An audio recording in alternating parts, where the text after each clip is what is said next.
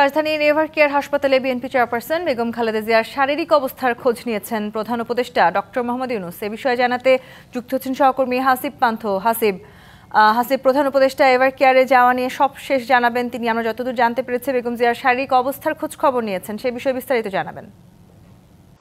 তন্ডি, আমি যুক্ত করি একটু। তিনি প্রধান উপদেষ্টা তিনি এসেছিলেন এবং 7:09 ঘড়িতে, যখন 7:09 বাজে ঠিক তখনই কিন্তু তিনি প্রবেশ করেন এভার কেয়ার হাসপাতালে এবং পরবর্তীতে ঠিক এই মুহূর্তে অর্থাৎ 7:34 তিনি বের হয়ে যান। যতটুকু জানতে পেরেছি এই সময়ের মধ্যে প্রধান উপদেষ্টা এসেছিলেন বিএনপি চেয়ারপারসন বেগম খালেদা জিয়ার শারীরিক খোঁজ খবর নিতে এসেছিলেন এবং এই মধ্যবর্তী 7:09 থেকে 7:34 পর্যন্ত 34 পর্যন্ত তিনি সেখানে অবস্থান করে তার শারীরিক অবস্থার খোঁজ খবর নিয়েছেন। তবে এখন পর্যন্ত কিন্তু আসলে স্বাভাবিকভাবে যেটি হয় যে সেখান থেকে কোনো সংবাদ সম্মেলন কিংবা সেভাবে কোনো কথা হয়নি। তবে এখন পর্যন্ত কিন্তু বেগম জিয়া বিএনপি চেয়ারপারসন তার শারীরিক পরিস্থিতি কিন্তু অপরিবর্তিতই রয়েছে, অর্থাৎ তিনি এখনো কিন্তু কেবিনে রাখা হয়েছে, জরুরিভাবে তাকে চিকিৎসা দেয়া হচ্ছে। আমি একটু যুক্ত করে রাখি যে আজ সকালে কিন্তু যুক্তরাজ্য থেকে ব্রিটিশ চিকিৎসক তিনি রিচার্ড বেলে তিনি এসেছিলেন এবং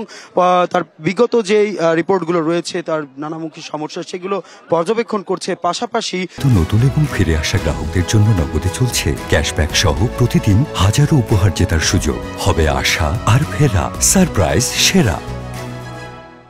যদি আরেকটু যুক্ত করি যে চীন থেকেও কিন্তু আসলে একজন বিশেষজ্ঞ আসছে। সব মিলিয়ে যদি বলি যে বিগত 23 তারিখে কিন্তু তার নিয়মিত শারীরিক চিকিৎসার জন্য তিনি এখানে যখন আসেন, শ্বাসকষ্টজনিত সমস্যার কারণে তার বেশ কিছু পরীক্ষা নিরীক্ষা করার পর তাকে ভর্তি করা হয় এবং এর পরবর্তী থেকে কিন্তু আসলে 27 তারিখের পরবর্তীতে তার যখন আরো বেশি গুরুতর সমস্যা হয়, সেই অবস্থা থেকে কিন্তু তাকে নিবিড় পর্যবেক্ষণে রাখা হয়েছিল। তবে আমরা যতটুকু জানতে পেরেছি আসলে যে শুধু এই কদিনেই কিন্তু আসলে দল মত নির্বিশেষে সকল দলীয় রাজনৈতিক ব্যক্তিবর্গ কিন্তু আসলে তাকে দেখতে আসছেন এবং দেখতে এসে তারা আসছেন, চলে যাচ্ছেন এবং সর্বশেষ কিন্তু আজ 7:09 প্রধান উপদেষ্টা ডক্টর মোহাম্মদ ইউনূস তিনি এসেছিলেন এবং আসার পরবর্তীতে 7:34 পর্যন্ত হাসপাতালে অবস্থান করে তার শারীরিক খোঁজ খবর নিয়েছে তন্নি। সর্বশেষ আমার কাছে এই ছিল।